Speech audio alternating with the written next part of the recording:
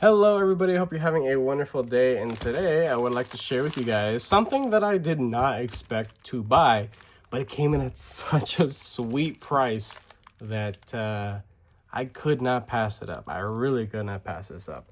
And I'm not a fan of this brand, mainly for how they portray themselves in the community, yada yada, BS, and controversial stuff. But that's besides the point. Let's get into this. I'm going to be using a pry bar instead of a tool just because I want to, work that edge a little bit. See what we got going on here. Getting there. It's good enough. It's plenty pokey stabby for a pry bar. And yes, this is a knife YouTube channel. I should have a knife, and I actually have 30 plus knives sitting in front of me, but I just didn't care to reach for any one of them. All right, nice big black box.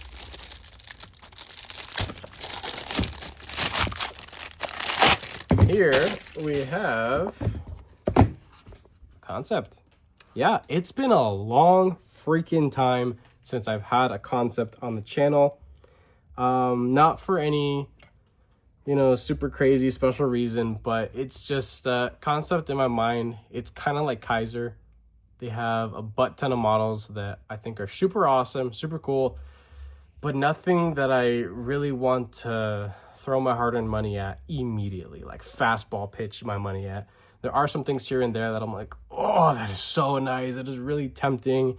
But you know what? There's something else coming up. It's just the amount of designs that come out in, a year's time. It's wild. And honestly, with all the stuff that I show you guys, I want to say like 99% of it's stuff that I pay for, and I probably shouldn't be buying as much stuff as I do, but not a big deal. Nice full-size cloth, QC card. We can use this thing to test the factory edge. I got my scale ready, some candy, nice little Kansept pouch. I enjoy this little pouch right here. It would be pretty sweet if they had like a belt loop, because I mean, honestly, this thing just goes into the dumpster, once you take the knife out. But here we have not the first variation, but a second variation of the Kansept Loki. And I'm terribly sorry, I forget the name of the designer. Please be here on the box. Designer Steven Dunnick. There it is. Want to give credit to where credit's due. So name Loki, should be Loki 2.0. Designer Steven Dunnick. Model yada yada. Black wash, CPMS 35 yen, bronze, tie, everything else as far as I know. And this thing is small. This thing is a lot smaller than I thought it was gonna be. It's I want to say it's a very compact knife. And yeah, it's been a long freaking time since I've had a Kansept. I think this may even be my first premium Kansept. I think the only stuff that I had from them was like the Main Street, and the Main Street was kind of when the Main Street came out, designed by Dirk Pinkerton, sweet dude. He does a lot of tactical stuff, but in my mind, the Main Street is full utilitarian. It's just awesome, especially for the job that I had prior. That was kind of like a middle ground kind of knife.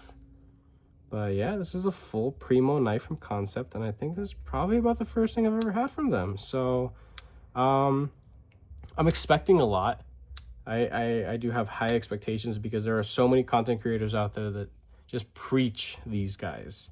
So we'll see. I know that I can be pretty harsh because I just have a different set of standards. I buy my own stuff. I don't have all my stuff sent to me for free. So my view and position on this kind of stuff is a little bit harsher. It is what it is. I'm a consumer just like you guys, and that's why I make the content that I do.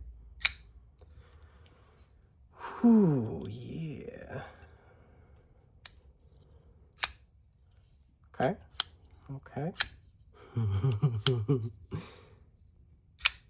Yeah, all right. That's nice. That's really nice. Okay. I like how much room there is to the disengagement of that frame lock there. Yeah, that's comfy. That is wow. Well, I just noticed this right here. This awkward little dip right in there. I don't know if that was on the original or not. Little odd. Not a big deal. It's pretty soft. Wouldn't really notice it. And there's even this tiny little poon that kind of like meep, just goes up there a little bit, but you can see the little dip that I'm talking about back here. A little weird, a little awkward, almost pointless in a way. I don't know if that's maybe just like a thing that the designer does. In the closed position, this is kind of an awkward looking knife. It looks a little funky, mainly in this area up here, and not a big deal. I'm just harshing on the visual aesthetic. But when it's open, I mean, this thing's ready to work. It looks good. It looks like a really aggressive utility style blade. It does feel quite thick behind the edge. I do not own calipers, but I can tell you that, and you know what, maybe it is just because I've been handling a lot of like laser beam knives, but this does feel a little girthy behind the edge. Not to say that it can't perform. I have plenty of thick behind the edge knives in my collection that I absolutely love to use day to day. But I wouldn't call this a, you know, laser beam performance kind of knife. The height on it is nice, but the flat grind here doesn't start till almost halfway. So, because, you know, making room for the hold and deployment method. But yeah, that's nice. That's a nice, everything seems where it should be. Everything feels good. Everything looks good. Yeah, it has a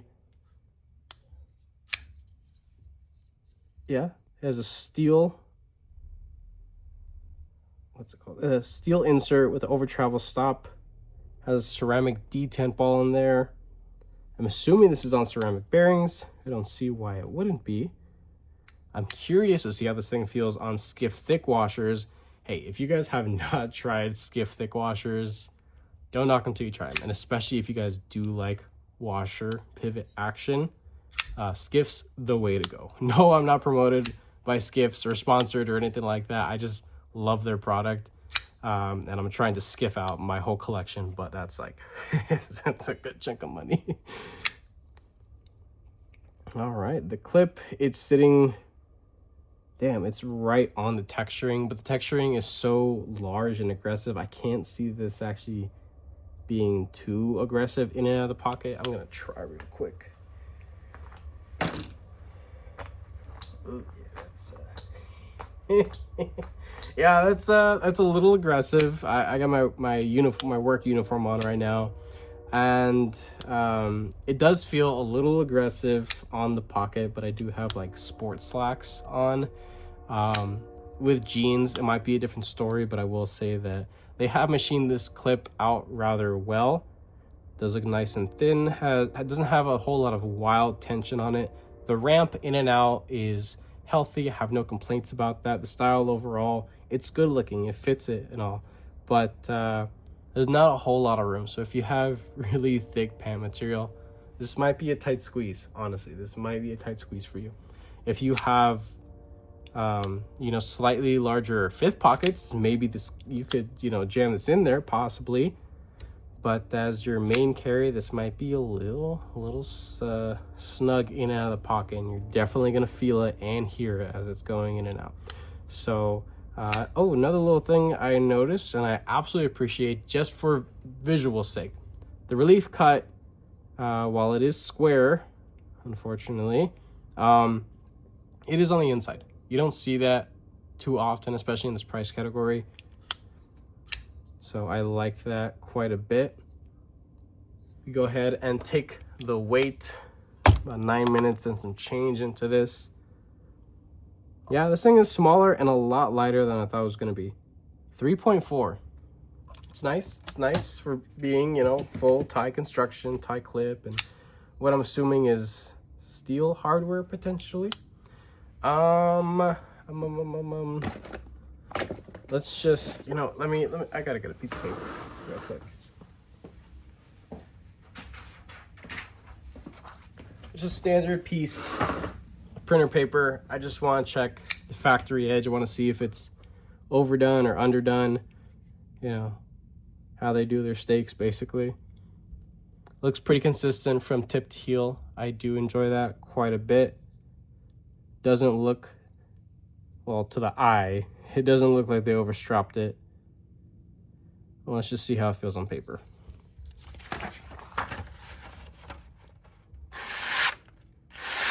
Yeah. That's a good, consistent amount of bite.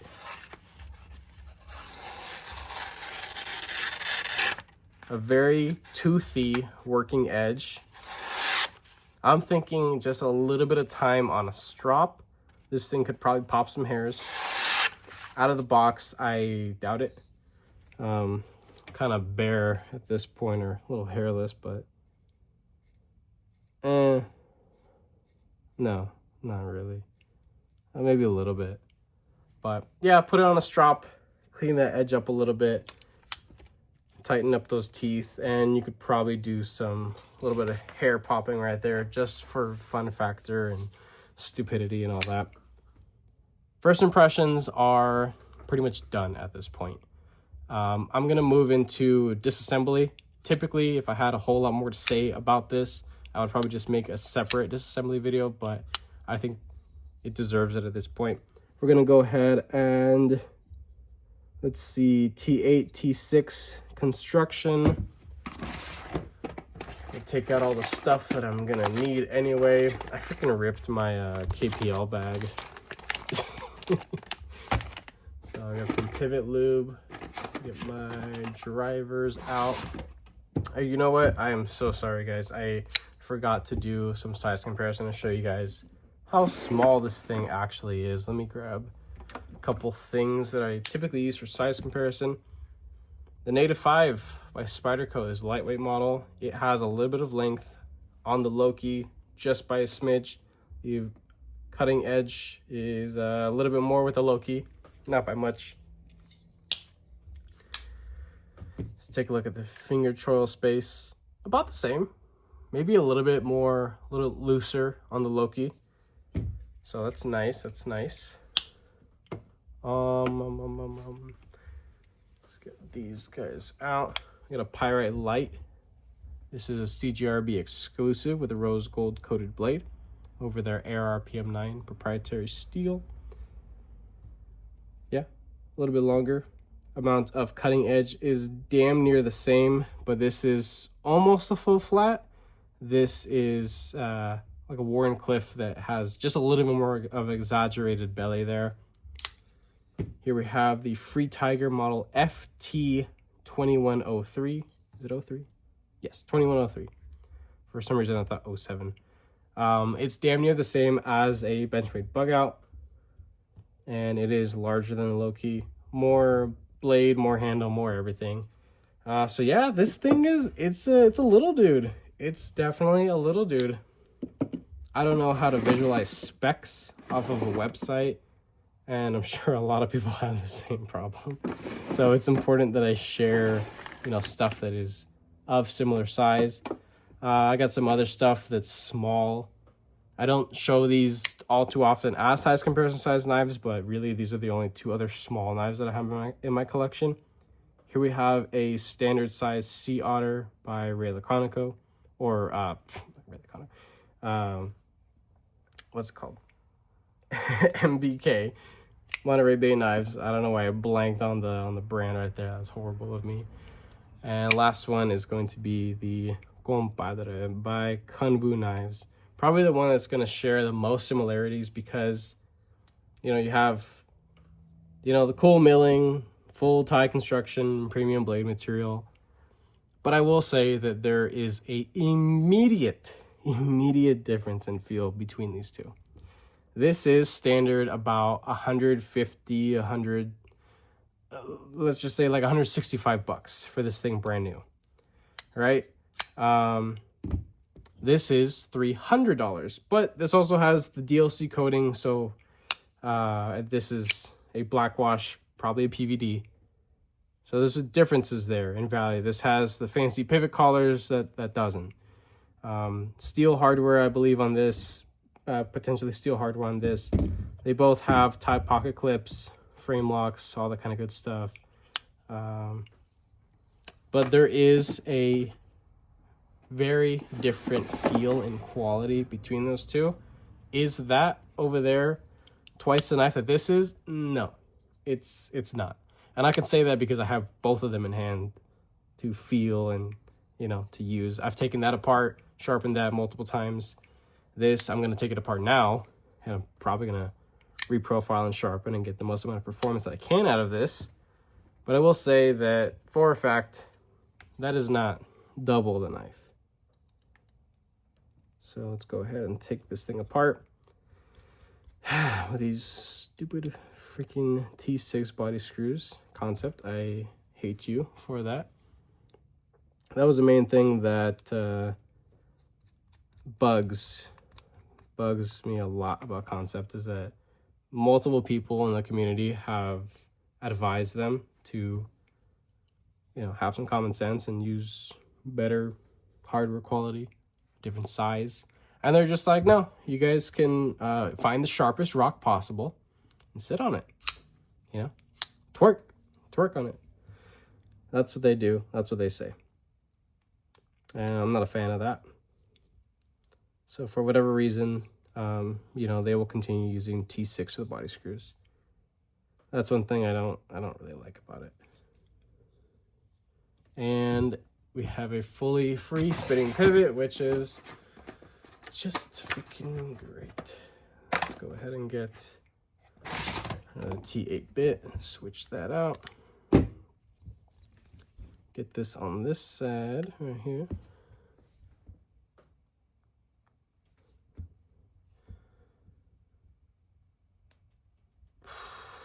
Okay, a little sketch. Something's going on here.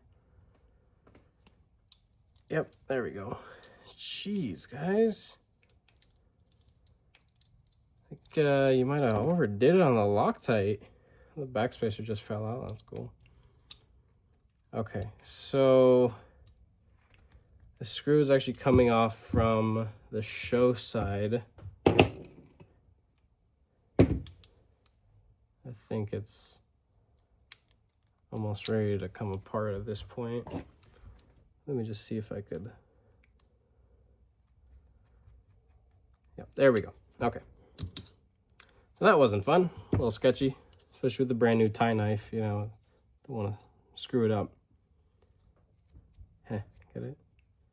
So you have open and close position stop pins. That's nice. What are these? These are definitely ceramic bearings, but they are just in a different plastic.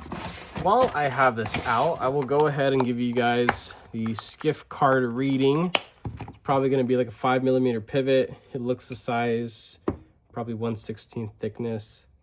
Let's go ahead and read that pivot real quick. Yeah, 5mm. Yep, 5mm double checked. 1/16. So I doubt I have anything. I've probably used all of my 5mm 1/16. Yeah, I see how many knives I've switched for skiffs. These are all like original stock bearings. There's like 8 or 9 knives right here that have had skiffs or thick washers. So there's that. If anybody's interested, again, 5mm 1/16 thickness. If you want to go ahead and get some thick washers, or you know what? Scratch that. I don't think you can do thick washers unless please be flat on the other side. Okay. Now, I'm not 100% sure, but I will end up trying it. These washers have a race cut into them to compensate for the ceramic bearings, right? But it's flat on this side. So I'm thinking, hear me out. If you put it to the other side, can this take thick washers? Probably. I'm going to try it, and I'll let you guys know. It's just obviously not going to be in this video because I don't have anything to put in there. I have it in another knife that I will pop it out later and just share when I have the chance to do so. But now I have the knife all taken apart. You can see all the internals for the people that care. The after show for my unboxings are for the people that care about seeing the internals and my commentary on it.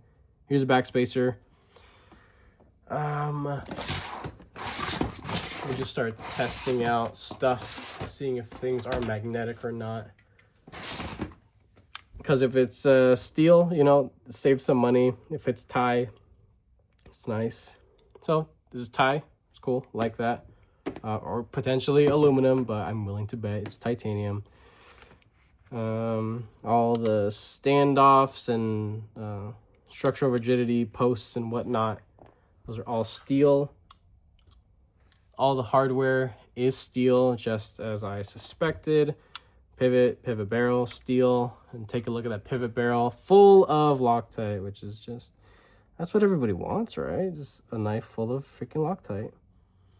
And why does this thing look so chewed up? Jesus.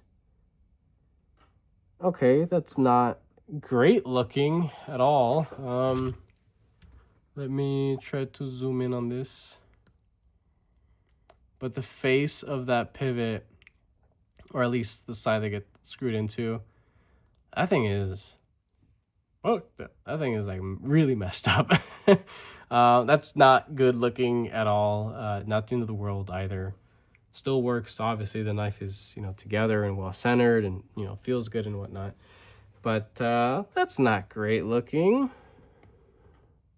The bearings, as I showed prior, good looking, nice and healthy. Nothing funky going on there. You could see, again, the open and close stop pins. And just check out all the internal milling. I don't really care for this color. I plan to modify this if this does end up staying in the collection. This is, you know, simple bronze over a, what I would assume is a you know, factory bead blast. So this shouldn't be anything difficult to correct.